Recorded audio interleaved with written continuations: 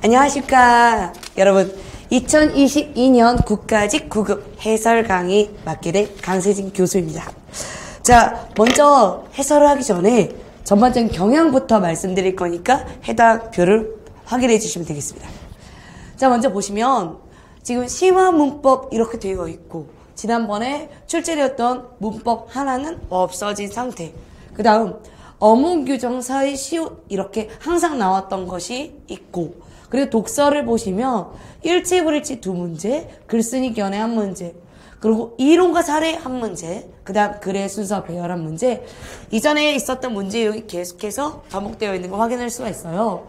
대신에 문법이 수가 상당히 준다라는 건 조금 특이점이죠. 색깔이 보이지 않기 때문에 빨간색을 바꾸어서 다시 진행을 할게요.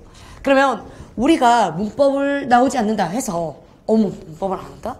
그런 게 아니죠. 경향이나 뭐 기출을 분석을 해서 확인할 수 있어도 우리는 준비되어 있는 상태에서 진행해야 된다. 그 다음 화법이 의외로 좀 많이 나왔습니다.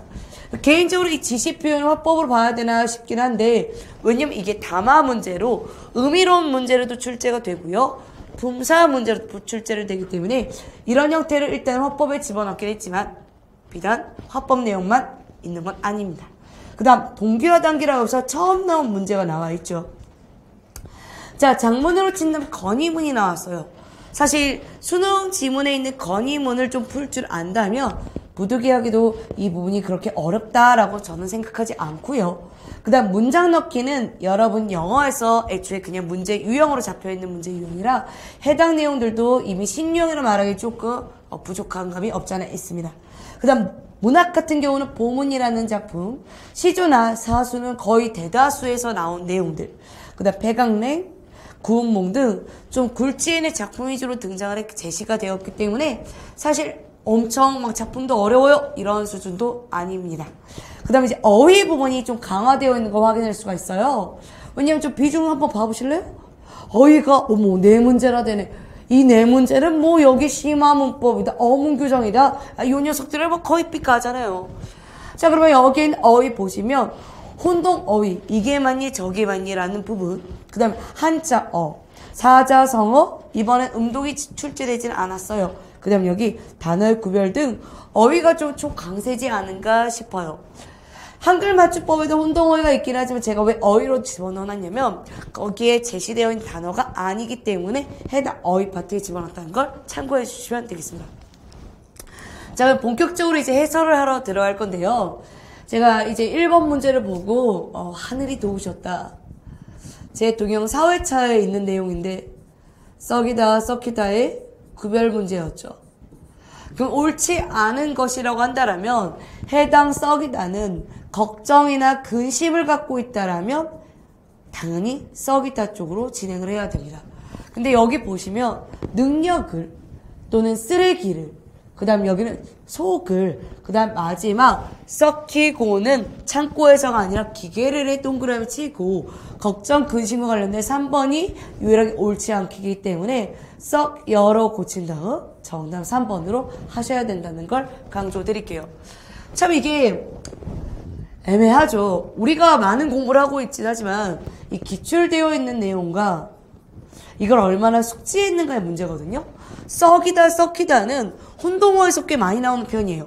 뭐 박이다 박히다 얘네들도 마찬가지고요. 그래서 여러분이 이걸 통해서 하나의 문제를 맞췄다고 해서 확인을 하되, 중요한 건 뭐다? 국가직이든 지방직이든 여러분이 꼭 해야 될 내용들 확인해 주시기 부탁드릴게요. 네, 그 다음에 있는 거 2번 확인하도록 하겠습니다. 자, 2번 문제는 이제 가라를 고쳐 쓴 것을 이야기를 하는 건데요. 너무너무 기본적인 내용이 나와서 조금 당황스러웠죠. 대신에 설명식 문제가 아니라 보시면 알다시피 이미 내용을 고친 거예요. 그러면 이런 내용은 수능으로 친다면 장문에서 뭐 이 내용이 맞아? 이미 예전부터 있었던 문제 유형으로 혹시라도 낯설다면 기존에 그 고쳐 쓰는 문제 유형으로 공무원에서도 자주 나왔어요. 다음 주 어문 규정에 맞추어서 봤을 때 틀린 문장 골라라. 어법에 봤을 때 틀린 문장 골라라. 이런 것들이요. 그럼 여기 오빠는 똑같죠. 생김새가 똑같죠. 나하고는 많이는 똑같은데 달라가 다르게 적혀있어요. 근데 이런 문제 유형은 이미 고쳐져 있는 내용이 판단 문제이기 때문에 무서워하지 마시고 어떻게 달라가 맞지 이건 맞고 틀린 게 아니잖아 이렇게 고쳐주시면 돼요. 다만 조금 아쉬웠던 건 우리가 흔히 봤던 내용인 바람인가 바램인가는 사실상 너무 잘못된 쪽으로 고쳤기 때문에 너무 쉽게 2번 정답이 나왔다라는 걸 말씀드릴게요. 그 다음 아래 보시면 내가 오직 바라는 것은 좋겠어. 뭐가 안 맞죠? 주수로. 그래서 어떠한 것은 나오면 호응 문제가 아닌가라는 의심을 한번 해주시고요. 다음 이것. 신은 인간을 사랑하기도 하지만 누구에게 했을 때 뭐죠? 성분 누락. 인간에게라는 게 딱 나와서 우리가 기존에 있었던 것에 계속돼서 연속되어 있는 내용이구나 라는 걸 좀 확인해 주시면 좋겠습니다. 해당 2번 문제는 기존에도 있었던 문제이기 때문에 여러분이 답을 고르는데 문제가 전혀 없었고요. 아래에 있는 내용도 조금 쉬운 쪽으로 출제가 되었다는 걸 좀 강조드릴게요. 자, 이번엔 3번 문제로 이야기를 드려야 되는데 보통은 이런데 밑줄이 쳐져 있죠. 밑줄도 없어요. 착착 여기 탁 그러면 어머머 선생님 이거 좀 어렵지 않아요? 그러시는데 자 사자성어도 기초가 있고요. 사자성어도 아주 어려운 단계가 있어요. 저는 이 과정을 분명히 말씀드렸는데 고교 과정에서 약 300개 정도를 기본으로 다루거든요. 거기에 포함되는 예들이에요. 그렇기 때문에 이걸 어려워한다? 공부하세요 라고 말씀드릴 거고요.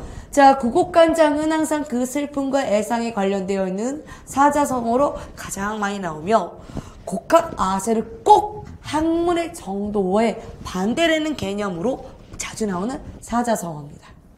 다음에 이제 구밀복검은 내 마음속에 있는 것과 겉으로 드러내는 게 다 차이가 있다라는 내용이고요. 당나귀처럼 뭡니까? 사마귀가 수레바퀴 덤벼 이렇게 하는 장면인데 어찌 이게 신중한 태도로 이 문제 본질에 접근하는 내용이겠습니까? 자기에 맞지 않은 적과 싸우려고 하는 모습이죠. 그래서 정답 몇 번? 4번이 틀렸다라는 걸 말씀드릴게요. 자, 여러분께 제가 해당 내용들을 굉장히 분석을 되게 잘해서 총평으로 올려놨어요. 뿐만 아니라 총평 한번 같이 보실래요? 제 거 꼭 다운로드 받아주세요. 총평 보시면 첫 번째 페이지 잠깐 봐주세요. 그럼 제가 거기에 일일이 난도 다 이런 거 적어놨단 말이에요. 저는 약 15년 이상 문제를 분석하고 문제 난도가 어떤지를 굉장히 많이 봐오는 사람이거든요. 근데 이번에 좀 아쉬운 점이 있다면 여러분이 노력을 많이 했음에 불구하고 문제 별 5개가 없어요. 저는 그나마 좀 어렵다라는 거 별 3개를 넣었습니다. 그러면 제가 별 난도 중에 왼쪽은 각 항목마다 넣어드렸고요. 오른쪽에 위에는 각 문제마다 난도를 넣었어요. 지금까지 3번까지 갔으면 있어야 되는데 없잖아요. 그래서 제가 여러분께 이 내용들이 어렵진 않다. 그러나 꼭 봐야 되는 내용 맞다라고 말씀드릴 테니까 1번 문제도 2번 문제도 3번 문제도 꼭 확인은 해주셔야 돼요. 자, 그럼 이번엔 4번을 갈 건데 이거는 의사소통 방식 중에 거의 기본이에요. 이걸 집중해서 읽어서 답을 딱 골라내면 되죠. 야, 지난번에 너랑 같이 들었던 면접 전략 강의가 너무 유익했어. 그랬어. 나도 그랬는데. 호응해 주잖아요. 그러면 우리가 지금 누구의 대화를 읽어야 되죠? 지민이요. 문제를 읽어서 문제에 대한 대응, 반응을 하나씩 다 잡아가는 게 여러분의 역할이어야 돼요. 그 다음 특히 아이스크림 회사의 면접 내용은 너무 많이 되었어. 그러니까 지민이 맞아 호응. 그 중에서도 찝고 2갈식으로 답변하라는 첫 번째 내용이 정말 인상적이더라. 자기가 어떤 점에서 도움을 받았는지 확실하게. 핵심 내용을 먼저 말하는 전략이 면접에서 그렇게 효과적일지 너무 몰랐잖아. 그래서 지민의 반응에 집중해서 이때쯤 사실 보셨어야죠. 자, 자신의 면접 경험을 실제로 썼는지, 상대방의 약점을 공략했는지, 견해를 존중했는지, 의견을 제시했는지, 갈등 해소했는지. 그러면 제가 공무원 9급에 있는 화법은 독해랑 비단 크게 다를 바가 없기 때문에 이론으로 있는 공소성의 원리 같은 내용이 아닌 이상은 독해를 했을 때 문제없이 답을 고를 수가 있습니다. 그리고 대다수에 있는 3번. 사람들도 4번의 정답을 고르는데 문제가 없었어요. 대신에 이제 저는 해설을 하기 때문에 끝까지 갈게요. 그래? 야, 나는 두 번째 내용이 훨씬 더 인상적이었어. 그랬구나. 호응. 하긴 아이스크림 매출 증가에 관한 통계 자료를 인용해서 답변한 전략도 아주 설득력이 있었어. 하지만 조도 효과의 효율성도 크지 않을까 해 끝까지 자기의 의견을 피력했죠. 저는 이 선지에서 하나 말씀을 드린다면 견해의 존중도 했지만 후반부 자신의 의견을 끝까지 제시하고 있다는 것도 꼭 독해를 하시라 라고 말씀드릴게요. 이유는 처음 나올 때 문제는 아주 가볍게 낼 수 있어도 한번 기출된 거는 계속해서 어렵게 내는 거거든요. 그때 끝까지 읽은 사람과 중간에 끄는 사람은 구별할 거예요. 자, 그럼 이제 5번 문제로 갈게요. 아주 좋아하는 소설 구운몽 되겠습니다.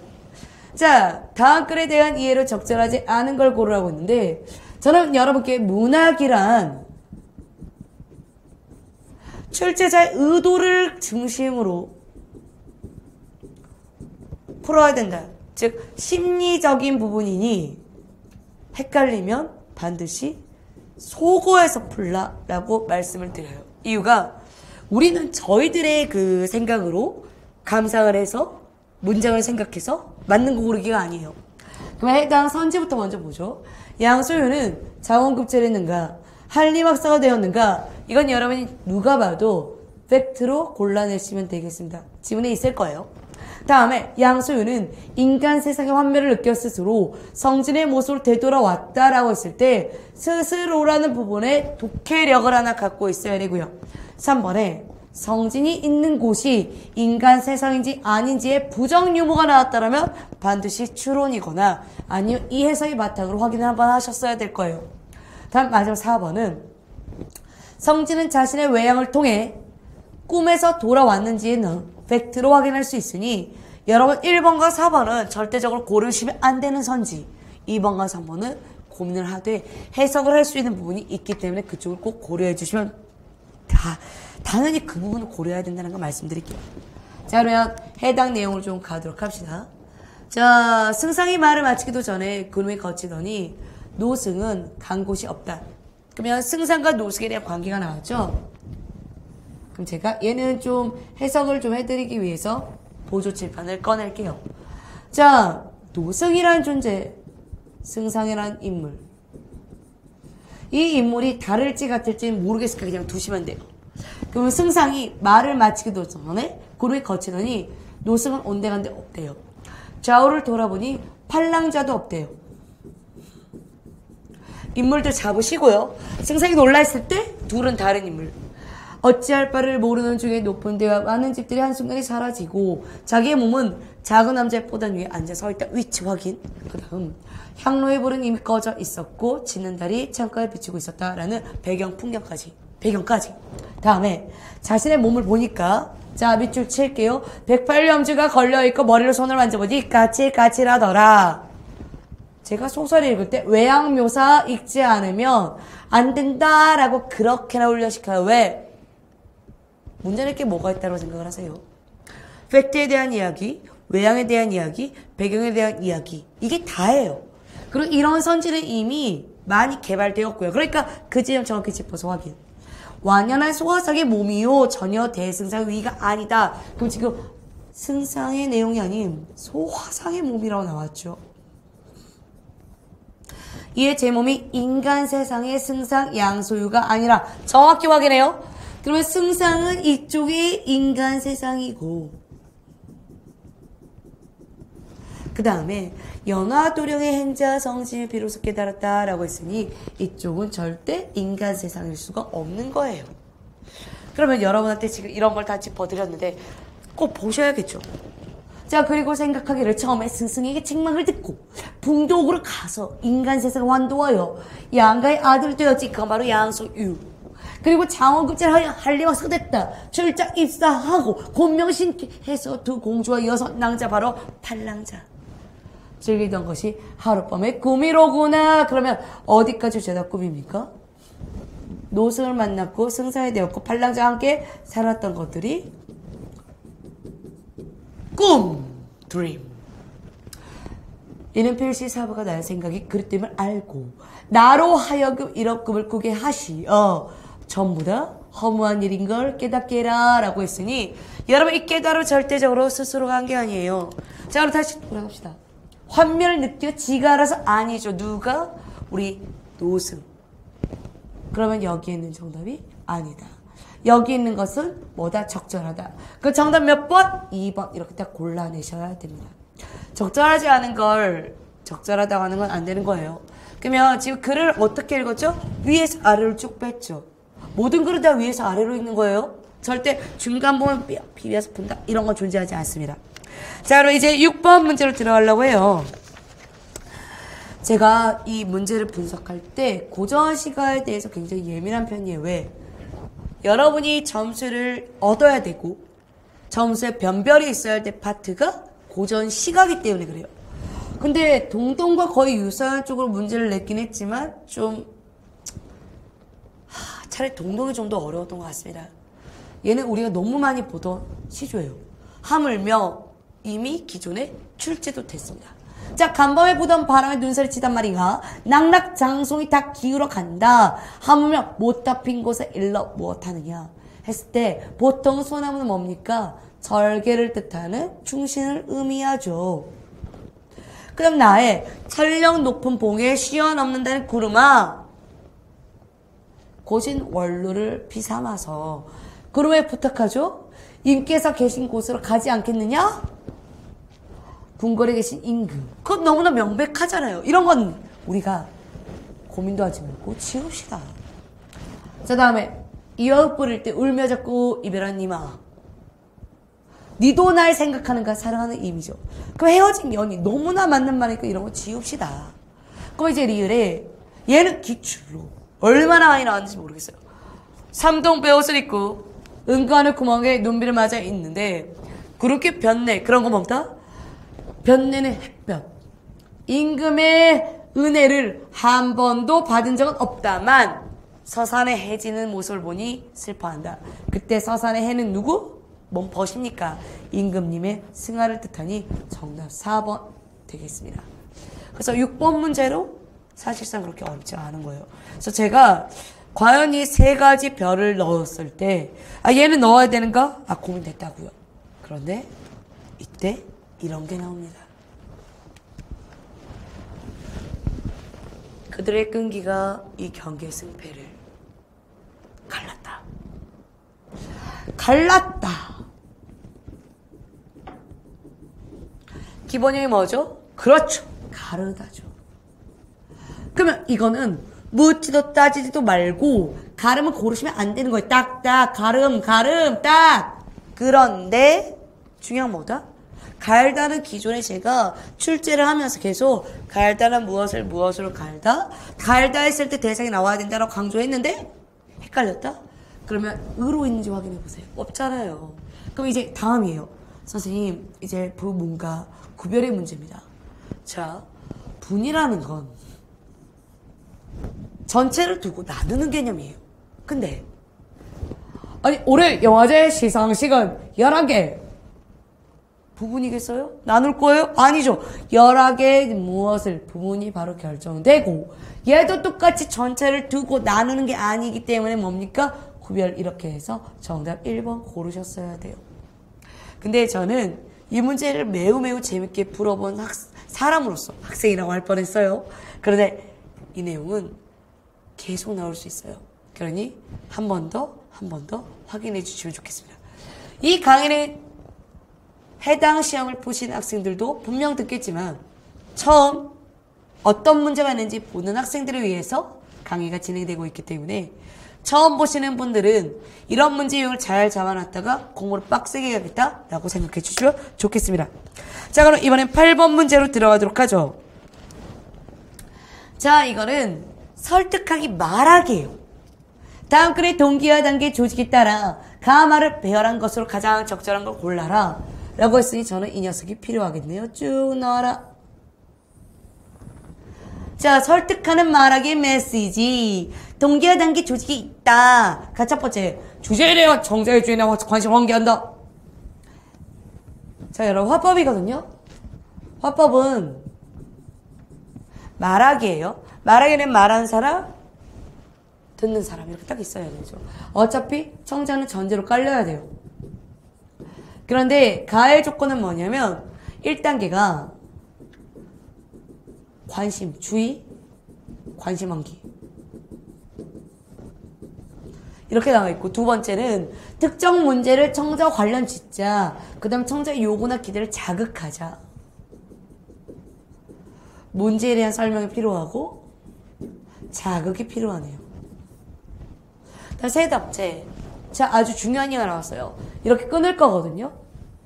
그러면 2단계까지 문제에 대한 이야기가 나와야 되고 3단계와 4단계는 해결 방안이 나와야 돼요. 왜냐면 설득하는 말하기는 이 사람이 이걸 설득을 당해야 된다는 게 목적이고 설득할 만한 내용이 있어야 되며 그럼 어떻게 할까의 구조이거든요. 그러니까 당연히 문제와 해결 방안으로 나누셔야죠. 그 다음 이 두 가지 방안에 하나는 방안을 제시해서 이해와 만족을 유도해야 되는 거고 만족. 그 다음에 이제 이걸 어떻게 구체화하는지 도움이 되는지 구체화되는 게 이제 3, 4단계예요. 자, 이제 마지막 5단계는 구체적인 행동의 내용과 방법을 제시해서 특정 행동을 요구하면 설득적 말하기가 완성이 되겠죠. 자, 그럼 이제 가나다라만데 항상 이렇게 배치 문제가 나오시면요. 먼저 뭘 확인해라? 이걸 확인하십시오. 자, 그러면 첫 번째 가 정해져 있고요. 두 번째 마 정해놨어요. 자, 그러면 우리는 이 문제를 풀고 싶다 할지라도 가와 무엇이 5단계를 안 적었네요, 제가. 어차피 마무리라서 그랬나봐요. 5라고 적고 바로 뭐가? 마가 정해져 있다라고 말씀을 드릴게요. 그러면 가는 뭐라고 되어 있죠? 지난주 제 친구는 일을 마친 후 자전거를 타고 집으로 돌아오다가 어머! 사고로 당해서 머리를 다쳤어요. 주목하세요. 이렇게 나왔죠? 그래서 주의와 관심을 환기했죠. 자, 그럴 때 블라블라블라 나왔고 마지막 자전거를 탈 때 안전을 위해서 반드시 헬멧을 착용해 주세요 라고 뭡니까? 권유했죠. 그러면 이제 문제 자극과 해결 방안이 중요한 거예요. 자, 그러면 여러분이 자전거를 탈 때 헬멧을 착용하면은 해결 방안인 거고, 자, 아마 여러분도 가끔 자전거를 타는 경우가 있을 겁니다. 그런데 매년 2천여 명이 자전거를 타다가 머리를 다쳐 고생한다고 합니다. 그럼 이건 뭐니까? 문제가 나왔죠. 만약 자전거를 타는 모든 사람들이 헬멧을 장착만 해준다면 자전거 사고를 당해도 뇌 손상을 비롯한 신체 피해를 75% 줄일 수 있고 또 자전거 타기가 주는 즐거움과 편리함을 안전하게 할 수 있다. 그 이거는 이미 헬멧을 착용한다는 해결 방안이 제시가 됐어요. 그럼 누가 말해도 다가 먼저 제시 나와라에 대한 내용이니 해당 내용 보시면 이렇게 나와 있죠. 자, 그럼 이 중에서 어떤 점이 좀 더 구체적인 해결 방안인가 라고 했었을 때 라가 좀 더 나보다는 많은 내용을 다루었기 때문에 무엇을? 정답 2번으로 끝을 내는 겁니다. 자, 말하기 듣기에 대한 내용 중에 화법은 말하는 사람의 입장과 듣는 사람의 입장을 고려한 내용이에요. 그래서 해당 내용을 위에서 아래 읽을 때 조건 확인해 주시길 부탁드릴게요. 다음 이제 9번 문제를 갈 건데 9번은 저는 개인적으로 이전보다 좀 더 독서가 괜찮다고 많이 느꼈어요. 이유는 내용이 일단 다채로워요. 그 다음에 여러분이 봐야 될 내용을 공차로 인지해야 되거든요. 그 다시 말해 독해력이 없다라면 시간이 모자랄 겁니다. 자, 국가정보자원관리 원가는 땡땡시는 빅데이터 기반의 맞춤형 복지 서비스 분석 사업을 수행했다라고 나왔으니 기억하셔야죠. 그럴 때 누가 찾기로 기억을 해요. 그러면 제 머릿속에 남겨져 있는 그 구조가 어떻게 되어 있냐면 지금 얘가 빅데이터 기반이 필요한 거고 여기 따라서 맞춤형을 할 건데 복지 서비스를 분석을 할 거란 말이에요. 그러면 우리 기억은 이 내용이 들어가 있어야지 독해력이 된 거예요. 근데 기존의 공무원 시험이 워낙 위아래 위아래 위아래 위아래 위아래 위아래 싹싹싹 이렇게 소팅해서 문제를 자꾸 풀어버리니까 내용에 대한 이해도가 낮죠. 그러면 그럴 때 무슨 일이 벌어진 줄 아세요? 9번 문제 같은 예외적인 상황을 분석하는데 빠르게 확인이 안 되고, 다음에 이제 문제 몇 번? 13번처럼 공차로 풀어야 되는 내용은 해당 대상 내용을 정확히 잡아낼 수가 없으니까 헷갈리기 시작해요. 근데 모든 문제에 대한 여유가 있다라면 헷갈리지 않겠죠. 자, 여기 국가정보자원관리원 자체 확보한 공공데이터와 땡땡 실로부터 받은 복지사업 관련 데이터를 이제 활용한 게 바로 뭡니까? 빅데이터잖아요. 다음에 복지 공감 지도를 제작했고, 복지기관 접근서 분석을 통해서 결론은 이겁니다. 취약 지역 지원 방안을 제시하자 이거예요. 그러면 여러분 머릿속에 이걸 왜 하느냐가 나와야 되기 때문에 이걸 통해서 목적 뭡니까? 취약 지역 지원 방안이에요. 독해 트레이닝 할 때 목적을 못 읽는다? 무조건 읽어야죠. 왜냐면 글은 어떤 목적에 의해서 무엇을 하는 거의 문제인데 이걸 읽어줘야 여러분의 이해를 훨씬 더 깊게 들어갈 수가 있어요. 자, 그럼 복지 공간 지도는 공간 분석 시스템을 활용해서 땡땡시의 소재와 복지기관들의 다양한 지원 항목과 이를 필요로 하는 복지 대상자, 독거 노인, 장애인 등의 수급자 현황을 한눈에 확인할 수 있도록 구현한 것이라고 말을 했죠. 그럼 훨씬 더 잘 보이겠네요. 그 다음에 이 지도를 활용하면 복지 혜택이 필요한, 당연하죠, 데이터베이스를 가지고 있는데 지역과 수급자를 어떻게 찾는다? 이게 중요한 거예요. 빨리. 왜냐면 모든 노동을 가지고 하는 게 아니라 훨씬 더 기계를 사용해서 빨리 찾고 싶은 거 아니에요. 필요할 때. 그래서 생필품 지원이나 방문 상담 등 복지기관의 맞춤형 대응. 나왔죠, 목적? 이 두 가지의 목적. 최적의 복지기관 설립 위치를 선정. 그래야 뭡니까? 제깍 그 거리에 맞춰서 딱딱 끄집어낼 거 아니에요. 이게 바로 독해력이에요. 그럼 해당 선지 잠깐 보러 들어갈게요. 자, 빅데이터를 활용하여 복지 사각지대 줄이는 방안을 마련할 수 있다. 바로 나오잖아요. 이해력이 높으면 저 내용들이 이해가 되지 않아요. 아니죠. 100% 이해가 돼요. 그럼 잠깐 다시 돌아와서, 자, 이 사업을 통해 땡땡시는 이제 예시, 그동안 복지기관으로부터 도보로 약 15분 내에 위치한 수급자에게만 집중되어 있었는데 이에 교통, 건강 등의 이런 것 때문에 못 오는 사람은 어떻게 돼요? 안 해요? 아니잖아요. 그렇기 때문에 맞춤형 복지 서비스가 절실하게 진짜 필요했다. 그래서 이걸 발견하고 뭐 했다? 아, 그 위치에 있는 사람들 복지 셔틀버스. 왜? 비용의 문제니까. 사람들 이쯤 있다, 모여있다, 비용 계산하고, 아, 필요하다, 넣자. 4개의 증서를 한다. 그럼 이건 얼마나 대단한 기술이에요.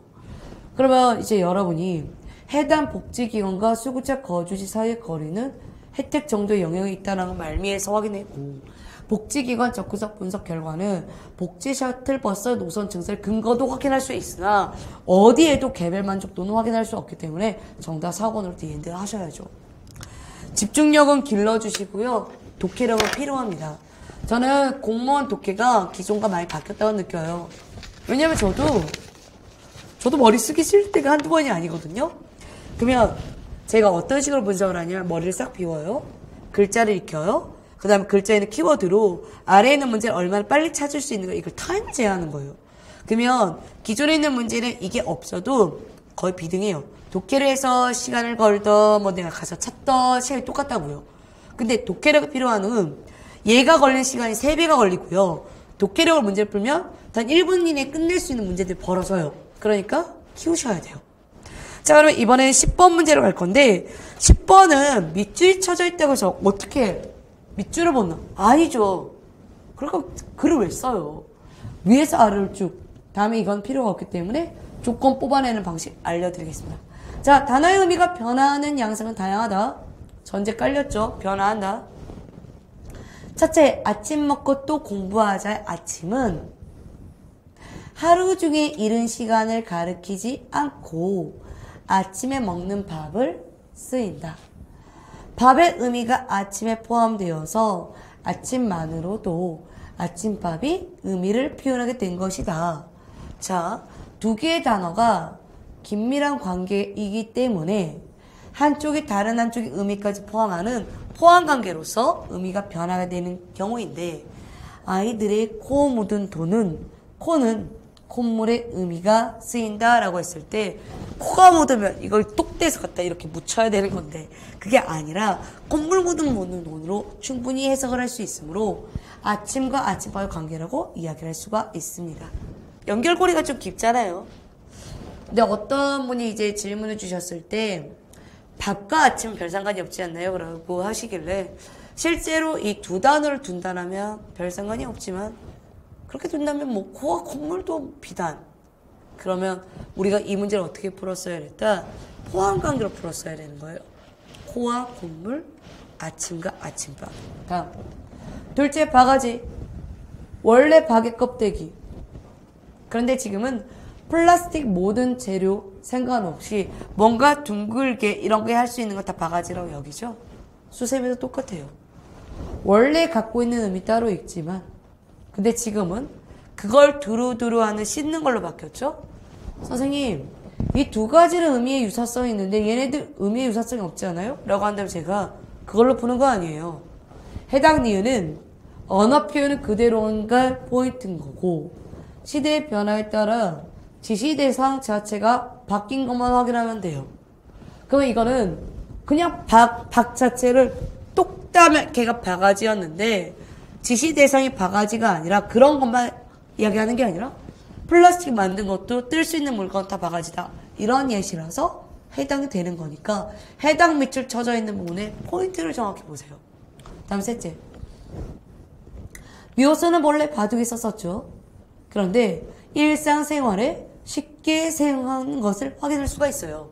그럼 이거는 특수 영역에서 일반화로 바뀐 건데 어디 감히 일반화가 됐던 걸 특수로 바꾼단 말입니까? 그래서 해당 문제는 이의제기 없이 바로 3번을 정답을 할 수가 있고요. 해당 조건에 의해서 문제를 푸는 부분이라서 어렵지 않게 확인될 수 있으나 혹시라도 이 부분의 의미가 분명하지 않았다고 한다면 이 문제를 내신 분의 의도를 좀 생각을 해주시면 좋겠습니다. 이 분은 여기에 대한 기준에 맞춰서 풀어달라는 의도가 너무 명백해서 우리가 이의제기를 걸었을 때 되는 게 있고요. 힘든 게 있어요. 저도 수능을 이렇게 풀고 여러 문제를 풀다가 이의제기 걸 수 있는 게 있을까 없을까 굉장히 객관적으로 보거든요. 다른 시험도 똑같아요. 근데 제가 경험을 봤을 때는 너무 명백한 오류가 아닌 이상은 문학이나 조건 문제는 많이가 없었습니다.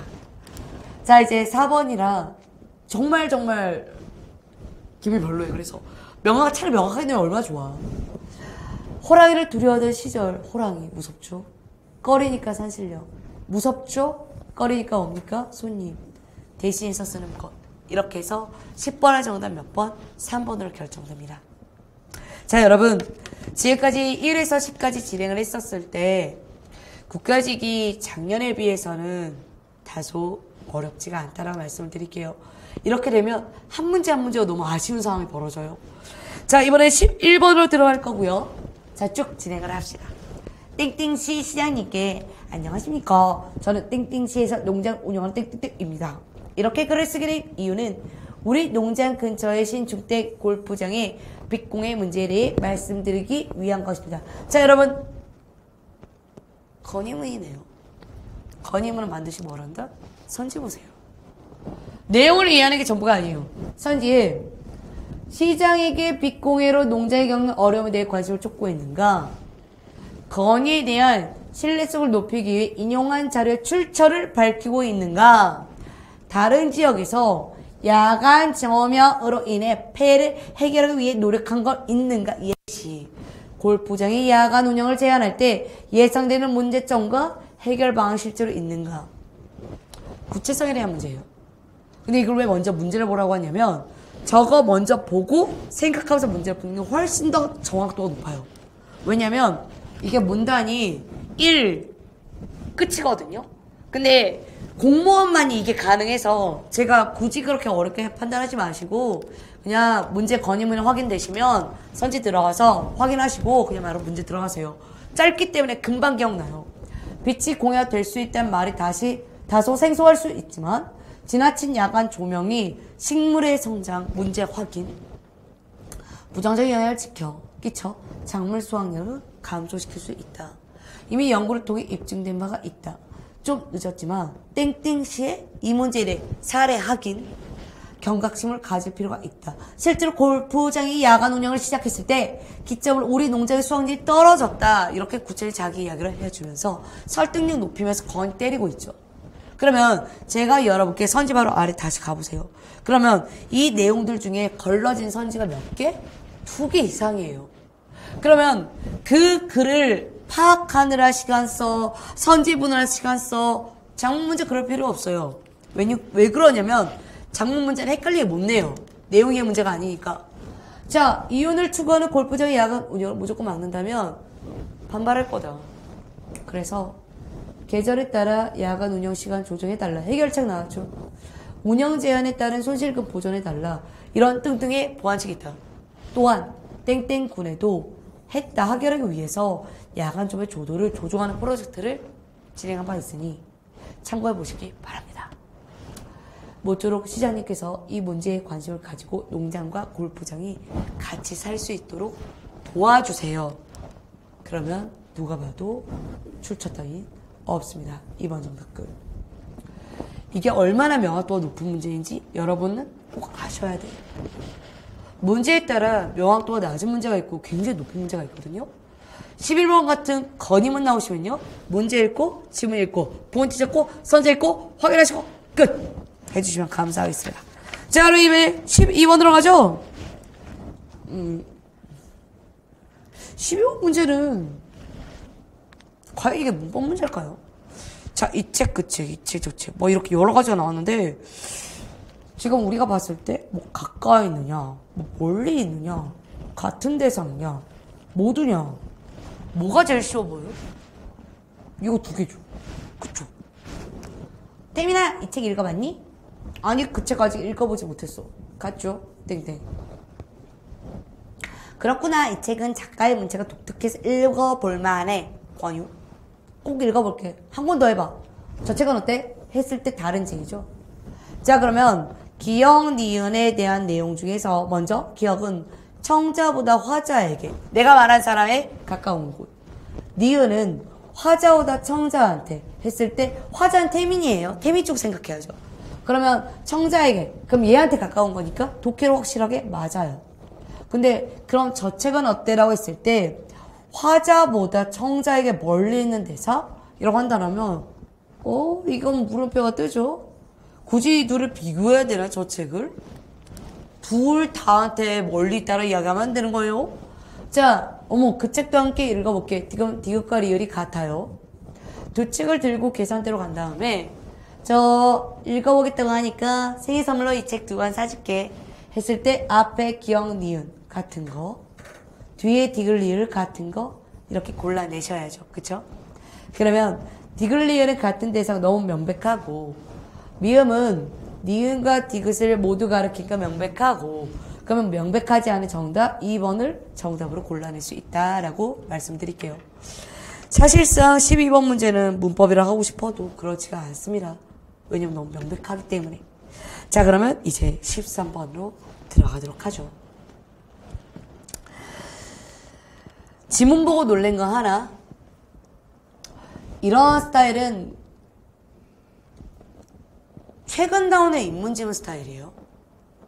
어떤 현상 1, 현상 2, 공통차, 현상 3, 공차. 그래서 최근에 있는 그 수능식을, 이건 좀 더 짧거든요. 그렇게 해서 구성되어 있는 구조 문제입니다. 같이 구조 들어가죠. 자, 아동이 부모의 소유물 또는 종족의 유지나 국가의 방해를 위한 수단으로 간주되었던 전 근대 사회에서는 아동의 권리에 대한 인식이 존재하지 않았다. 뭘 읽어야 돼요? 이거 시기 읽어야 되고 권리상을 읽어야죠. 그렇죠? 시기에 따른 분석 문제니까. 그러면 이때쯤이면 여러분이 아래 잠깐 선지 보시면 알겠지만 2번과 3번 선지 발표하셔야 돼요. 기존에 저렇게 책 이름으로 뭔가 구체적으로 물어본다 이런 거 많이 없으셨죠? 사람 이름이 주였죠? 바뀐 거예요. 자, 그러면 계속해서 진행을 하도록 하죠. 자, 전근대 사회. 아동 권리 인식 없음. 자, 산업혁명으로 봉건제도가 붕괴되고 자본주의가 탄생한 근대사에 이르러 어디? 국빈법에 따른 국가개혁과 민간단체의 자발적인 참여로 언제? 아동보호가 시작되었다라고 나왔죠. 그럼 여러분 머릿속에 전근대사회와 바로 무엇을? 근대사회로 넘어가면서 아동보호 이야기가 나와야죠. 얘도 독해력이에요. 그 다음에 1922년 잼 여사 잡아요. 사람 이름이니까. 아동 권리 사상을 담아 아동 권리에 대한 내용을 성문화, 정확히 법적으로 이야기를 했고, 이를 기초로 1924 같이 연결시켜요. 연도. 국제연맹에서는 두째 잡고요. 전문가 5개의 조항으로 된 밑줄자 아동 권리에 관한 제네바 선언을 채택했다라고 적혀있죠. 그러면 아동보호를 전제로 깔고 1924년에 아동 권리에 관련된 제네바 선언이 하나를 잡으시면 돼요. 그 다음 여기에는 아동 물질적으로나 정신적으로나 정상적인 발달을 위해 필요한 조건이 충족되어야 된다는 조건, 아동보호 이야기 나왔고요. 아동의 재능은 인류를 위해 쓰인다는 자각 속에서 양육되어야 된다는 등의 내용이 포함되어 있음을 확인할 수 있어요. 그러나 예외 조건. 그럼 여러분이 여기서부터 나오는 조건은 매우 조심히 읽어야 돼요. 왜? 여기에서 아동은 보호의 객체로만 인식되었다. 밑줄짝. 발달을 위한 적극적인 권리의 주체로는 인식되지 않는다. 그러면 원래는 권리의 주체로서 했어야 되는데 여기는 아직 주체로서의 영향이 없다는 이야기 아닙니까? 이렇게 끊어야죠. 최근에 와서야 또 그러면 끊고 변화된 과정. 그럼 어디까지 여기까지 확실하게 잡았어야죠. 다음에 최근. 자, 국제사회 노력이며 아동은 보호되어야 할 수동적인 존재에서 자신의 권리를 주장할 수 있는 능동적인 존재로 자리매김했고 1989년 체크. 아동권리 협약 어디? 유엔 총회에서 했던 것이야말로 능동성을 강조합니다. 그러면 권리의 주체가 됐다라는 걸 잡아내야겠죠. 자, 우리나라는 조금 더 늦어요. 2016년 아동권리 헌장 9개를 만들었는데 차별받지 않을 권리, 생존과 발달의 권리, 아동의 최소의 이익을 보장받을 권리, 자신의 의견이 존중될 권리 등 유엔의 아동 권리 협약의 4가지 기본 원칙을 포함하고 있고, 하나 더, 부모와 사회, 국가, 지방자치단체는 아동의 이익을 최우선으로 고려, 다음과 같은 아동의 권리를 확인하고 실현할 책임이 있다라고 명시해서 끝까지 주체들의 책임을 명확히 했죠. 글 끝까지 읽기 무섭죠? 독해력은요, 글 끝까지 읽기 훈련이에요. 자, 그럼 일단 13번 아래 보시면 알다시피 적절하지 않은 것인데 굉장히 구체적으로 묻고 있어요. 그러면 이런 거 찾으러 가는 거 문제 없어요. 헌장 찾으러 가면 그만이고 협약 어딘지, 그 다음에 여기 헌장, 협약 어디 있는지, 그 다음에 무엇을 제네바 선언 어딘지 이런 거 찾는 건 문제가 없습니다. 대신에 여러분이 이런 협약을 찾든 여기에 있는 헌장을 찾든 이 내용을 고려하지 못한다면 그건 좀 큰일이 나겠죠. 그럼 우리나라에서 만든 헌장은 협약 토대로 만들어진 게 팩트고, 아동 권리에 대한 인식은 근대 이후에 형성된 것도 팩트고, 아동 권리에 관한 제네바 선언과 아동 권리 협약과 아동 권리 헌장 모두 다 아동의 발달을 있는가 유무 물어봤죠? 이거 다 찾으셨어야 돼요. 그러면 11번째 제네바에 발달 나와 있고, 협약 이걸 토대로 이야기를 했기 때문에 마찬가지로 뭡니까? 해당 내용도 확인했어야 됐고, 그 다음 여기에도 똑같이 발달 이야기 나왔기 때문에 이 내용을 절대적으로 고르시면 안 되는 거예요. 그리고 이제 마지막으로 제네바 선언은 적극적인 권리의 주체로 인식을 하지 않았기 때문에 정답 4번 딱 고르셔야죠. 왜냐면 저 내용을 가르는 게 굉장히 중요한 독해력이었거든요. 그래서 이 문제를 좀 더 깊이 봤더라면 빠르게 답을 고를 수가 있다라는 것, 그리고 이 정도는 하셔야 된다 라고 말씀드리겠습니다. 자, 이번에 문제 14번으로 갈 건데, 신동엽은 통일에 대한 고민, 적극적인 이야기, 남과 북에 대한 이야기, 평화에 대한 이야기 거의 기본 되겠습니다. 그러나 우리가 문제를 맞춰야 되기 때문에 위에서 아래는 읽어야죠. 자, 봄은 남쪽에도 북쪽에도 오지 않는다. 그런 평화. 너그럽고 빛나는 봄의 그 눈짓. 그럼 긍정이죠. 긍정이잖아요. 긍정. 긍정을 다 모으자. 봄의 이미지. 제수에서 도만까지 국토 전국토. 우리 아들이 아름다운 눈밭에 움튼대자. 바로 그 봄이. 그러니까 평화. 겨울은 반대.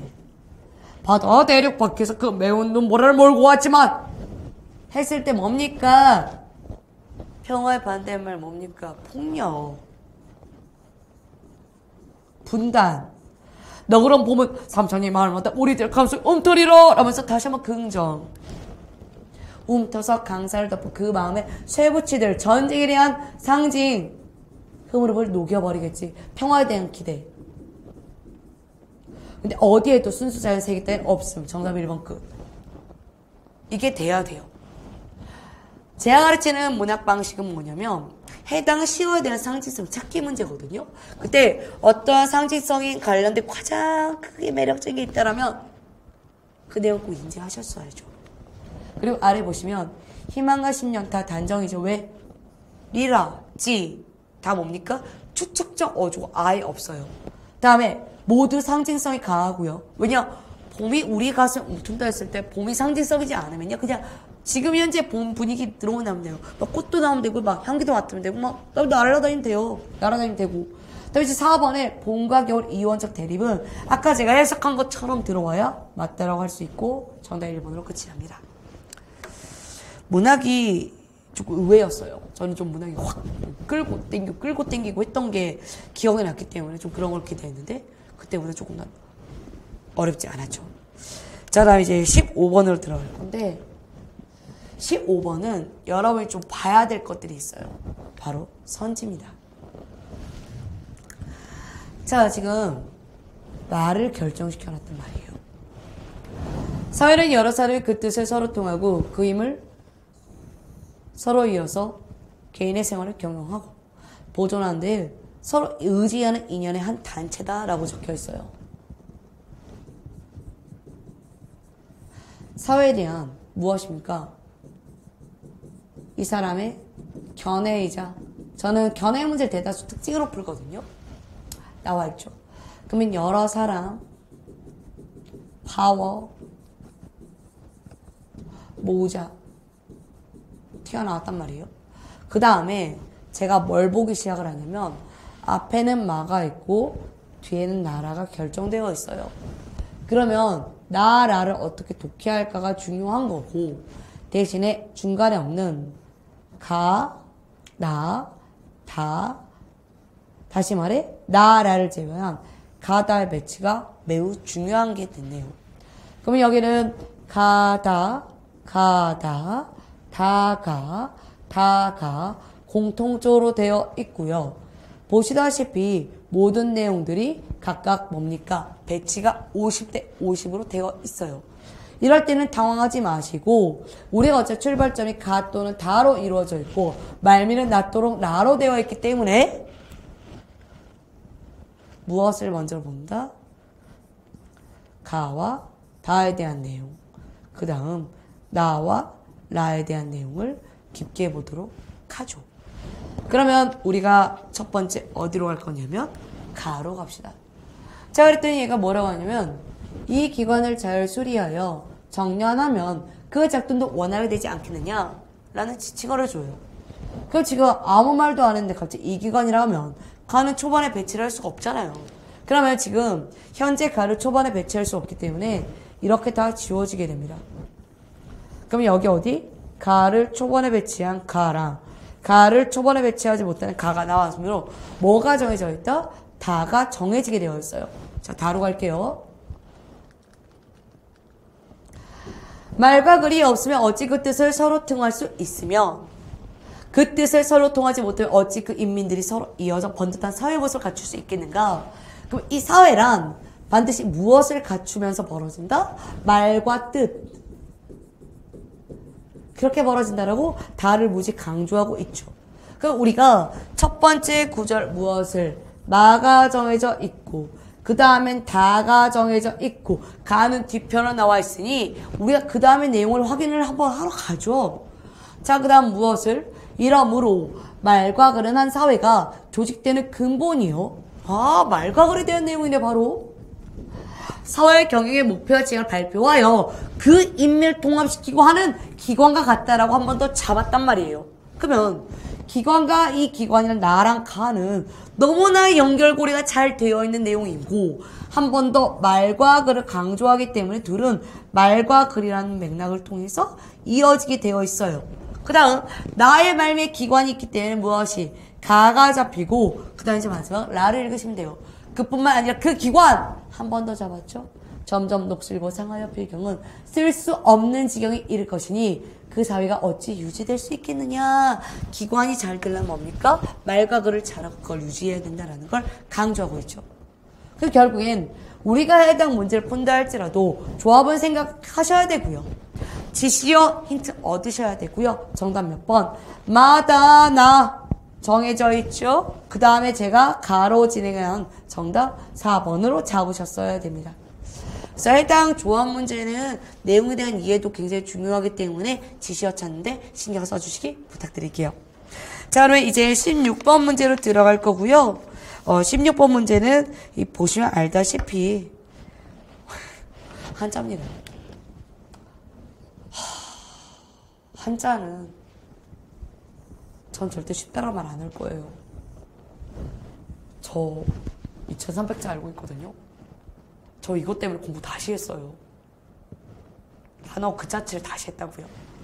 그래서 제가 그 중급 이상으로 공부를 해놨는데 그 내용 안에 만족과 재청은 기본으로 다 있고요. 밑에 재론도 있어요. 죄송하지만 해결도 존재해요. 근데 이 결자가 아니고 이 결자라서 틀린 거죠. 근데 저처럼 공부를 하시려면 진짜 한자만 해야 되거든요. 근데 우리가 그렇게 늘릴 수가 없기 때문에 제가 공부한 거를 바탕으로 해서 여러분이 필히 봐야 될 시사 용어들이 따로 있습니다. 걔네들 제가 커버해드리고 있고요. 공부하시라고 강조하고 있고요. 해당 내용도 거기 다 속합니다. 그래서 한자어는 딱 요 정도까지만 할게요. 왜냐면 제가 더 해드리고 싶어도 일단 적절하지 않은 거 외에는 설명을 할 수가 없어서 해당 내용 조금 확인해 주시고 한자어는 문제용이 굉장히 어려운 게 많기 때문에 그걸 꼭 공부하셔야 돼요. 자, 그럼 저와 함께 이제 17번으로 갑시다. 이거 빈칸추론 문제는 어려운 게 아니에요, 여러분. 이거 읽으셔야 주신 분. 자, 독해 스타트. 유럽의 교회로부터 정신적으로 해방된 것은 그리스와 로마의 고대 작가들에 대한 재발견. 자, 주체 읽어야 되죠. 유럽이 이국어로부터 해방될 거예요. 그러면 여러분 머릿속에 죽었다 깨어나도 없으면 안 되는 것. 유럽과 무엇입니까? 교회라는 종교적 이야기죠. 독해를 하셔야죠. 그리스와 로마 고대 작가들을 통해서 드디어 여기서 해방이 됐다라고 이야기를 했으니까 어떻게 되는지 읽어야 될 거 아니에요. 그 이후 고대 작가들의 문체는 귀족 중심의 유럽 문화에서 모범으로 여겨졌으니 해방된 이후에 대한 설명. 이러한 상황 바로 연결시키고 대략 1770년대에 시작되는 낭만주의 변화하기 시작했고 연결. 이 낭만주의라고 나왔으니까 아직까지 신분에 따른 고착화는 없다고요. 민주주의에 꿈꿨던 신흥 시민계급 체크. 문학에서 운문과 영웅적 운명을 귀족에게 전속시키고 하층민에게는 산문과 우스꽝스러워 사는 배정하는 전통시역을 거부하기 시작을 했죠. 왜? 신문에 따라 문제를 고쳐가시고 인정하지 않았기 때문에. 바로 맥락 나온단 말이에요. 제가 저 빈칸을 못 보시는 분들한테 제가 뭐라고 말씀드릴 거냐면 집중. 글을 읽었을 때 중심부 잡고 확인. 이걸 쭉쭉 끌고 가야 되는데 중간 야 이거 어떻게 풀어야 되지? 이랬다면 저건 절대 안 풀려요. 정답은 4번이지만 여러분께 결국 이 문제도 독해력과 관련되어 있다. 요령의 문제가 아니다. 기본적으로 잡아야 될 독해가 있다. 라는 걸 강조드리겠습니다. 자, 이제 18번은 문학 되겠습니다. 이 장면 보고 놀랬던 거. 폐강랭은 제 수업 중에 그 기본서에 있거든요. 왜냐면 이 제한적 전지적 작가 시점으로 굉장히 유명한 작품이에요. 전 문학 꽤 많이 공부했어요. 모르는 게 없다고. 자, 해당 내용이 저는 수능 성적이 바뀌었다고 말씀드려요. 현은 예전과 달라진 박의 태도가 자신의 작품 때문인지 인과적 이해와 심리적 이해, 현은 자신과 비슷한 처지에 있는 상황적 이해, 새 빌딩을 보고 변하고 있는가 시각적 이해, 시뻘건 벽돌로 만든 경찰서 마찬가지예요. 그러면 우리가 내용을 구체화시켜서 읽어야 되거든요. 옛날처럼 슬렁슬렁 이렇게 안 돼요. 자, 정거장에 나온 박 나왔고요. 수염도 깎은 지 오래, 터부룩한 데다 버릇처럼 막 이렇게 찡그려서 비웃는 옷은 뭐 전에 못 보던 표정이래요. 오랜만에 만났다는 거 추론되죠. 그 다니는 그 학교에서만 지식 붙어있는 것이 아니라 이 시대 전체에 긴치 않게 여기는 붙어있는 존재 같다라는 거 바로 누굽니까? 박이에요. 현은 박의 그런 지식함 때문에 자기를 느껴요. 뭘 느낀다? 자기를. 그를 통해서 자기를 느끼는 거예요. 또 자기의 작품들을 느껴요. 그럼 지금 어떻게 통화돼요? 현이 박을 바라보고 있죠.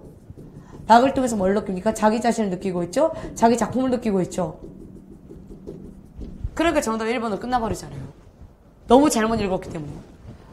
참, 한 차례 붙들고 섰던 손목을 놓고 그들은 우선 대합실로 들어갔다. 할 말은 많은 듯하면서 짓거려보고 싶은 말은 골라낼 수가 없었다. 이내 다시 현이 뭐라고 합니까? 야, 나 좀 혼자 걷고 싶다. 야. 오랜만에 만난 친구들의 모습인데 혼자 걷고 싶다? 뭔가 풍경을 보고 싶다? 우울하다? 다양한 감정이 복합적으로 들어갔겠죠. 그래서 박은 저녁에 김을 만나가지고 대동강가에 있는 뭐 동일관이나 요정으로 가자. 술 한잔 하자. 현만이 모랑본으로 온 것이다. 오면서 자동차에서 시가도 가끔 내다보았는데 전에 본 기억이 없는 새 빌딩. 왜냐면 연차가 제 기억 한 10년 만에 온 걸 거예요. 그럼 꽤 많이 변했겠죠. 그 중에 한 가지 인상 깊은 건 한 뿌다기의 벽돌 공장도 아닐 테요. 감옥도 아닌 그곳 어디? 분미와 같이 된 건축. 무덤처럼 생겼대잖아요. 아물 그 자체. 거기에서 경찰서인 걸 확인할 수 있어요. 자, 그러면 누가 봐도 객관적인 문제. 시뻘건 벽돌로 만든 경찰서를 보고 암울한 분위기가 팩트. 현은 새 빌딩 보고 도시가 많이 변함을 느낀다. 팩트. 현은 자신과 비슷한 처지에 있는 거 팩트. 그 다시 말해 뭡니까? 바게테일과 자신의 작품 때문이란 본 적이 없기 때문에 정답 1번으로 The End입니다. 그래서 문학이 기존보다 좀 더 구체성을 요구하는 문제가 훨씬 많기 때문에 제가 절대 현장에서 당황하지 않으려면 평소의 내용을 구체적으로 읽으세요라고 훈련시키는 거고요. 훈련은 기반이 되고 기반은 실력이 된다 강조드릴게요. 자, 이제 19와 20 마지막에 남았습니다. 19번은 제가 되게 여러 번 강조한 문제 유형이에요. 이거랑 이거 판단 문제와 단순 시옷 문제는 전혀 다른 거예요. 시옷은 맞고 틀리면 확인하면 되지. 뭐 합성어냐, 한자어냐, 우리말이냐 이런 거 볼 필요가 없거든요. 근데 원리를 이렇게 어렵게 내놓고 20년 내내 이렇게 많이 나온 애를 문제로 내버리면 학생들이 이걸 어려워하지 않습니다. 그런데 이 문제가 탑5에 들어요. 그때 제가 느낀 건 뭔지 아십니까? 학생들이요. 공부할 때 기출은 정확히 하자. 해당 내용은 원래 원리로 풀어야 되는 거라 아래와 집이 순 우리말이라 시옷을 쓸 수 있다. 새와 조각은 우리말이니까 시옷을 쓸 수 있다. 하지만 전세와 방은 한자어기 때문에 시옷을 쓸 수 없다. 원리 문제, 일치불이치 문제, 즉 내 지식으로 푸는 문제가 사실상 그 전세방 기억해서 하는 건 아니었어요. 원래 저게 나왔어야 돼요. 너무 아쉬워요. 그래서 나에 따라 자리와 새는 한자어기 때문에 해당 원리 맞아서 쓴다. 정답은 3번. 쉽게 나왔지만 한 번, 두 번 꼭 봐야 될 문제가 되겠습니다. 꼭 문제 원리를 좀 기억을 해주시면 좋겠어요. 이제 마지막으로 20번으로 디엔드죠. 20번 문제를 제가 봤을 때 좀 더 이렇게 길게 나올 줄 알았어요. 전파. 제 거 동영을 많이 풀어보셨으면 이 문화에 대한 이야기, 언어에 대한 이야기, 전파력에 대한 이야기 계속한 걸 아실 거예요. 왜냐면 이건 변화 과정 문제는 딱 좋거든요. 이론 느낌도 되게 좋고. 자, 그러면 저도 같이 독해를 하러 그랬더니 이제 마지막 독해 시작합시다. 문화란 공동체의 구성원들의 공유하는 생각과 행동 양식의 총체라고 할 수 있다. 그러면 문화에 대한 내용 정의 나왔죠?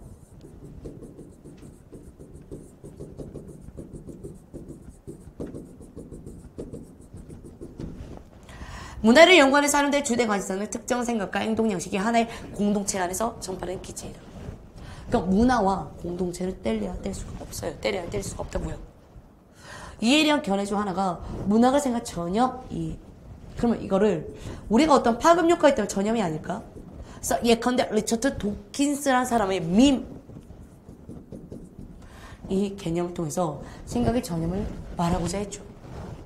그에 따르면 문화는 복수의 밈으로 이루어져 있는데 유전자에 저장된 생명체의 주요 정보가 번식을 통해서 복제되고 개체군 내에서 확산되듯이는 비오지 문화에 대한 얘기가 아니야. 그러니까 문화에 대한 유사성 이야기를 하는 거지 저 개체 유전 과학적 이야기를 하고자 하는 게 아니란 말이에요. 유비추론 밈 역시 유전자와 마찬가지로 공통점 공동체 내에서 복제를 통해서 확산되는 거 아닐까? 이렇게 보는 거라고요. 그럼 여러분이 하나 짚어야 되는 게 뭔 줄 아십니까? 위에 보세요. 문제 부합한 거 고르래잖아요. 적절한 거 고르래잖아요. 적절하지 않은 게 3개가 있다잖아요. 그러나 문화작품의 전파의 기세를 설명 이론으로는 밈 이론보다 이게 더 적절하다. 그러면 여러분은 끊으시고요. 사실상 한번 선지를 보셨어야 돼요. 막판이 있기 때문에. 그리고 이제는 더 이상 밈을 생각하는 게 아니라 철저히 의사소통에 맞추어서 읽어야죠. 독해를 해야 되니까. 예를 들어 요크셔 지역에 내려오는 독특한 푸딩 요리법이 있는데 누군가가 푸딩 만드는 것을 지켜본 후 그것을 그대로 따라하는 방식으로 전파되었다기보다는 요크셔 푸딩 요리법에 대한 말 의사소통. 입에서 입으로 공유된 건 아니겠니? 생명체의 경우와 달리 문화는 완벽하게 동일한 형태로 전파되지 않는단 말이야. 밈 이론은 복제 그 자체지만 그렇지 않지. 수용한 결과는 큰 틀에서 비슷하더라도 세부적으로 결국은 다를 거야. 다시 말해 요크셔 지방의 푸딩 요리법은 지방의 푸딩 요리법과 변별 차이가 있을 거야. 특색을 지닌 동시에 요크셔 지방 내부에서도 가정인의 개인에 따라 약간씩 차이가 있겠지. 한 번 더. 이는 푸딩 요리법의 수신자가 발신자가 전해준 정보에다 무엇 때문에 덧붙였기 때문에 차이가 있겠지. 그 다음 계속 똑같은 말이 연속이잖아요. 복제의 관점에서 문화의 전파를 설명하는 이론으로는 설명이 어렵다는 다른 내용 끊어주시고요. 다음에 반면 의사소통 이론으로는 설명이 가능하다 해서 확실하게 잡으셨어야죠.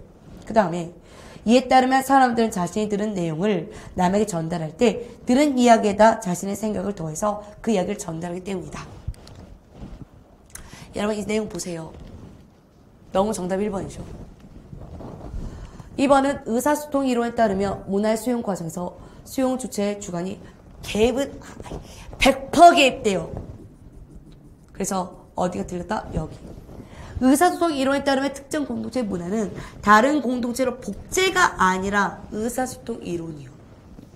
요크셔 푸딩 요리법이 요크셔 지방의 가정이나 개인에 따라 세부적인 차이를 보이는 현상은 의사소통이요. 이렇게 해서 우리가 1번의 답이 될 수 없다는 걸 확인하셨어요. 제가 이번 국가직을 보고 나서 느낀 점은 완벽한 상위권은 한자조차 맞았다. 그리고 한자를 힘들어 하시는 분은 딱 그 문제 빼고 맞을 것이다. 그래서 여러분이 어떤 문제를 풀든 출제의 의도는 되게 정확하게 있습니다. 그래서 이번 국가직은 그 출제 의도가 굉장히 정확하다라고 말씀드릴게요. 제가 지금 1번부터 20번까지 쭉 해설을 했는데 어떠셨나요? 독해력 키워야 된다는 거 되게 잘 이해는 되셨나요? 외워야 될 거 외워야 된다는 것도 이해가 되셨나요? 해설은 꼭 들으셔야 돼요. 그래서 자기가 부족한 점, 준비해야 될 것이 무엇인지 꼭 계획에 따라서 이렇게 딱딱 맞추시길 바라고요. 그 다음에 무엇을 강세진 논리국어. 제가 여기 맨 위에다 뭐라고 적은 줄 아세요? 정확한 분석력, 확실한 가이드 이런 것도 같이 이야기 드릴 테니까 해당 내용 잘 숙지해 주시고 부디 한 번쯤 이렇게 생각을 논리적으로 어떻게 풀지, 빠르게 풀지 고민 한 번만 좀 부탁드리겠습니다. 국어는 논리라는 거 꼭 잊지 마시기 바란다. 자, 이상으로 2022년 국가직 해설 강의 마치도록 할게요. 감사합니다.